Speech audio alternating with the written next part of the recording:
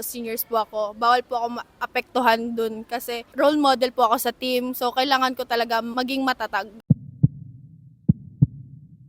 First ko po na shakies na ako po yung senior. Siyempre po, pressure po ako kasi sa akin lahat ng mga rookies nakatingin kung anong gagawin ko, ganun din gagawin nila. So, parang role model po ako sa loob ng court. So, kailangan ko ipakita sa mga rookie ko na hindi ko kailangan mag-down, hindi ko kailangan ipakita sa kanila na hindi ko kaya. Kasi sa isip ko, sa puso ko, kaya ko to. Ipapakita ko to sa teammates ko, family ko, sa mga supporters namin. At yung mga naiwan nilang legacy, kaya din namin panindigan yun. Sa Bacolod po kasi rising star daw po ako, pero di ko po minamind yun kasi magka-level lang po talaga kami sa volleyball. Wala pong maangat, wala pong mababa kasi level lang po talaga. Ganun yung sinasabi lagi sa amin ng mga coaches. Yung mentor ko po is my father kasi siya po yung nagturo sa akin paano mag-volleyball. Especially second mentor ko po yung ate ko. Tsaka third ko na po yung mga coaches, teammates ko po. Siyempre po, committed na po ako ng NU. Isipin ko lang po kung ano matulong ko sa kanilang system sa iniwan ni Ate Bella na legacy.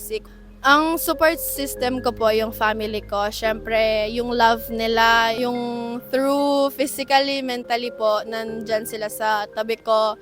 Kahit down, up, nandyan sila. Tsaka yung support nila, kahit hindi sila pumupunta dito sa manonood ng laro ko, alam na alam ko po na support po sila sa akin ngayon. Hi, I'm Rose Almendralejo. This is Puso.